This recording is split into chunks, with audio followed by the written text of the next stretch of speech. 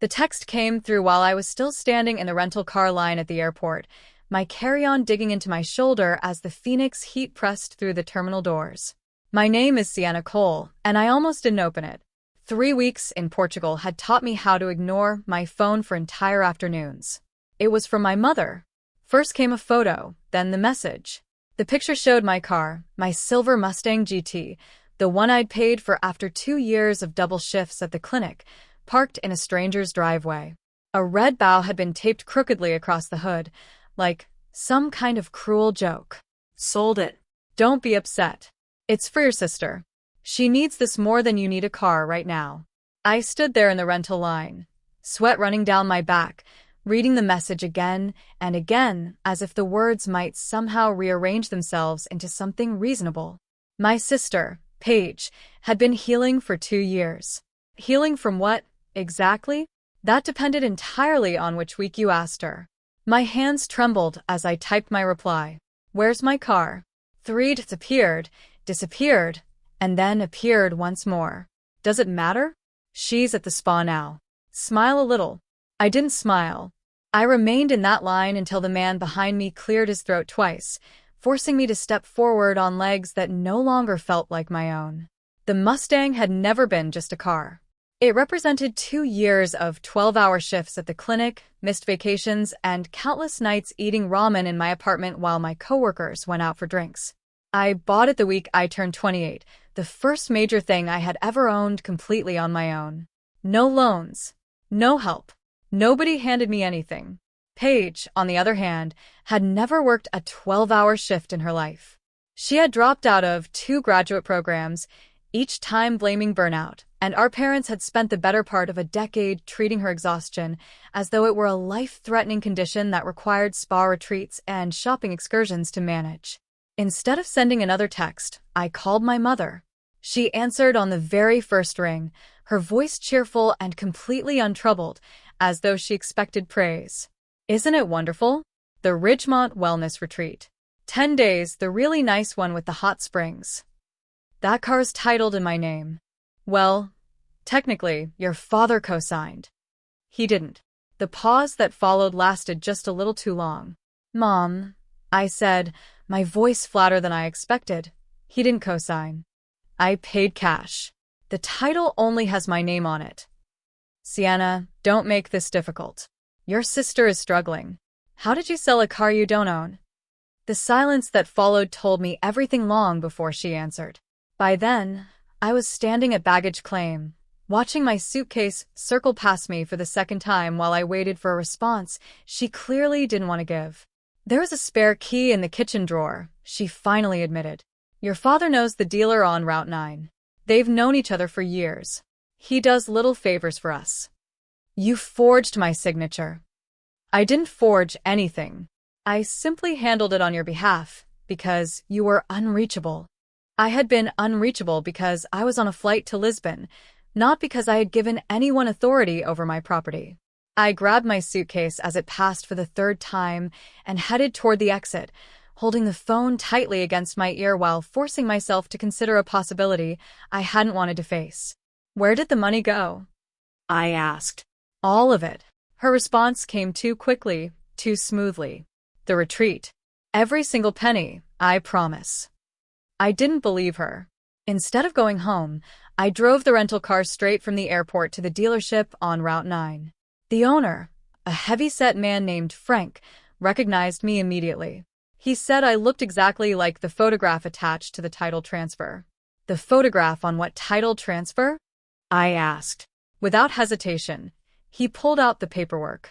It was obvious that arrangements like this were normal to him, and equally obvious that he had no idea anything was wrong. Then I saw it, my signature.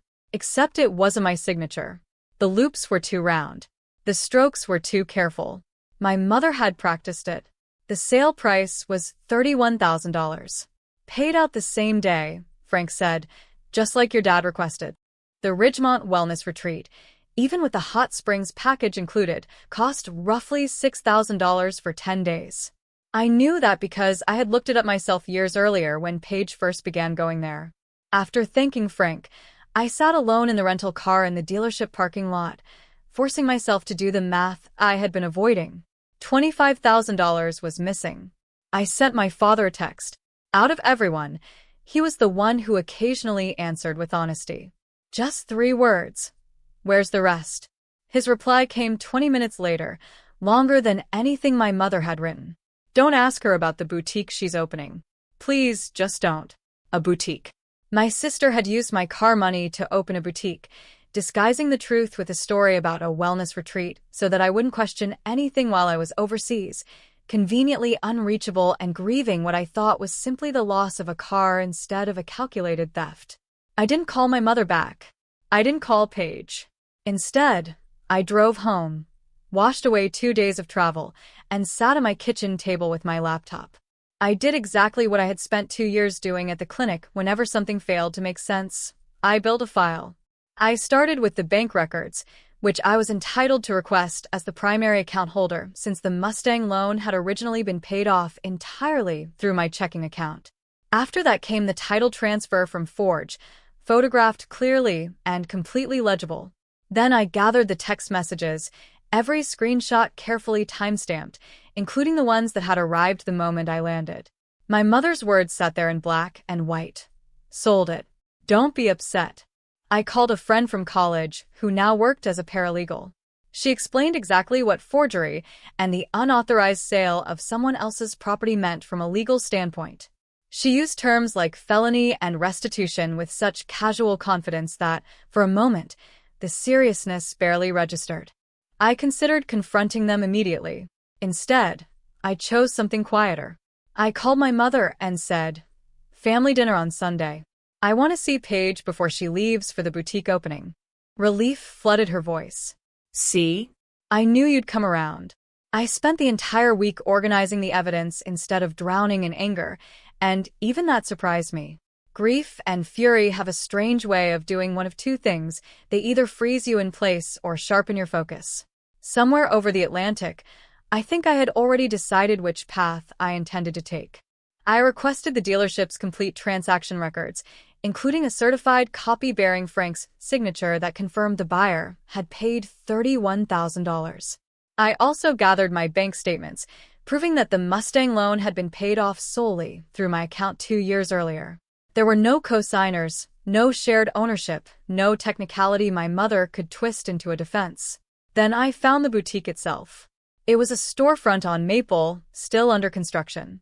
The permits had been filed under Paige's name 3 weeks before I had even departed for Portugal. 3 weeks. This wasn't some impulsive decision made while I was away. They had planned everything before I ever stepped onto that plane. My paralegal friend helped me prepare something official, not a lawsuit yet, but a formal demand letter that clearly documented the theft, the forgery, and the deadline for repayment before legal action would begin.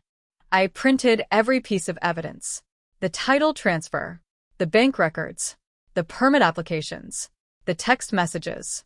On Sunday morning, I placed everything neatly inside a folder and drove to my parents' house.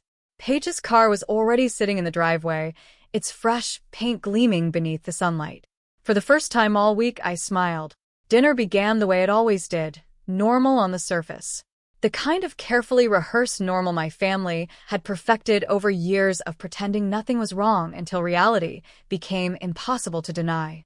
Paige spoke enthusiastically about fabric suppliers and lease agreements, glowing with excitement that had nothing to do with healing and everything to do with stolen money. My mother brought up the car first, as though she had been waiting all evening to deliver a line she had practiced repeatedly. "Thanks to your car, she's healing," she said with a smile directed at Paige. "Look at all the good that money is doing." I laughed. I couldn't stop myself. The sheer absurdity of the situation split something open inside me, somewhere between outrage and disbelief. "Why are you laughing?" my mother demanded, her smile beginning to crack around the edges. I placed the folder on the table and slid it toward her. "Because I went to the dealership on Tuesday," I said. "I spoke with Frank. I saw the forged signature. I pulled the bank records proving that I owned that car outright. I also found the boutique permit that was filed 3 weeks before I even left for Portugal." The color drained from my mother's face so quickly that I almost pitied her. "This isn't healing. I continued. This is felony forgery and theft, and I have a demand letter ready to go out on Monday. Paige's fork struck her plate with a sharp clatter. Silence settled over the room. My father stared down at his dinner as though the plate might somehow provide an escape. The excitement on Paige's face had completely disappeared, replaced by the panic of someone realizing that the version of reality she had accepted was collapsing in real time. My mother made one final attempt. We're family, Sienna. You wouldn't, actually. I already did, I interrupted. The letter goes out on Monday unless every dollar is repaid within 2 weeks. This isn't a request. It's restitution. She didn't have $31,000 available, and both of us knew it. Paige's boutique lease was canceled before the store ever opened. My parents sold their own car, an aging sedan worth only a fraction of what they owed, and signed a formal payment agreement that my paralegal friend drafted, this time with genuine legal consequences attached. It wasn't one of those heartwarming moments where a family comes back together. There were no tearful apologies or reconciliations over coffee. My mother still calls occasionally, her voice tight with resentment she can never completely hide. Paige hasn't spoken to me since. 6 months later, I bought another car. It was used, modest, and paid for entirely in cash. The title carried only my name, and this time, the spare key stayed locked away. Some lessons only need to be learned once.